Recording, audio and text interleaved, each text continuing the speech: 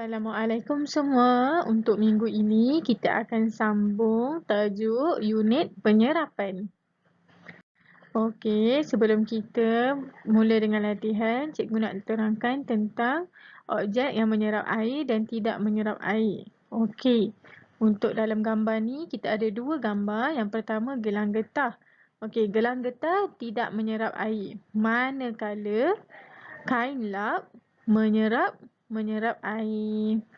Okey, seterusnya ialah objek kertas dan sudu besi.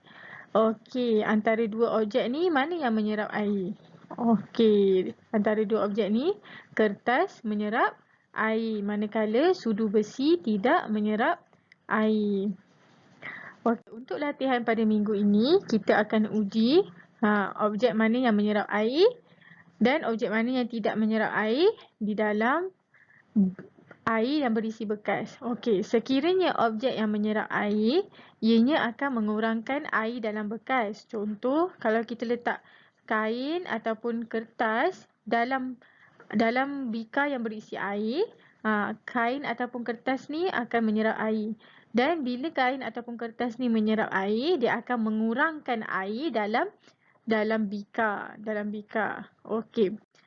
Dan objek yang tidak menyerap air tidak akan mengurangkan air di dalam bekas. Sebab apa dia tidak akan mengurangkan air di dalam bekas? Sebab objek-objek ni tidak menyerap air. Jadinya dia tidak memberi kesan kepada air di dalam bekas. Sekiranya air dalam bekas tu penuh, bila letak sudu besi ataupun gelang getah di dalam bekas tersebut, air di dalam bekas tidak berkurang. Sebab apa? Sebab dua objek ni tidak menyerap air.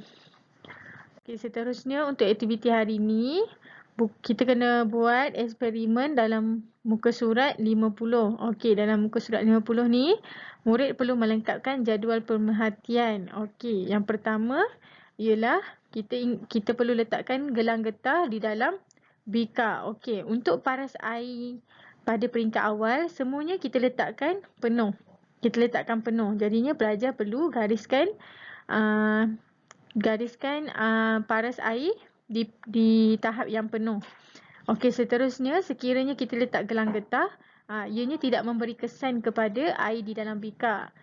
Jadinya air di dalam bika, paras air di dalam bika pada peringkat akhir juga tidak berubah. Dan pelajar perlu pangkah kerana gelang getah tidak menyerap air.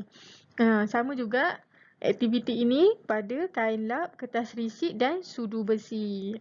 Sekiranya kita letak kain lap dalam bika, dia akan menyerap air dan akan mengurangkan paras air di dalam bika. Jadinya pelajar perlu menggariskan garisan dekat bawah sikit. Sebab apa? Sebab dia memberi kesan kepada air di dalam bika dan perlu tandakan right kerana kain lap menyerap air.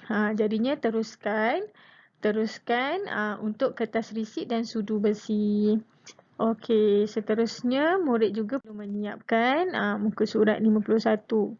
51, murid perlu mengelaskan objek-objek mengikut kumpulan objek boleh menyerap air dan objek tidak boleh menyerap air. Okey, itu saja untuk pembelajaran pada minggu ini. Assalamualaikum.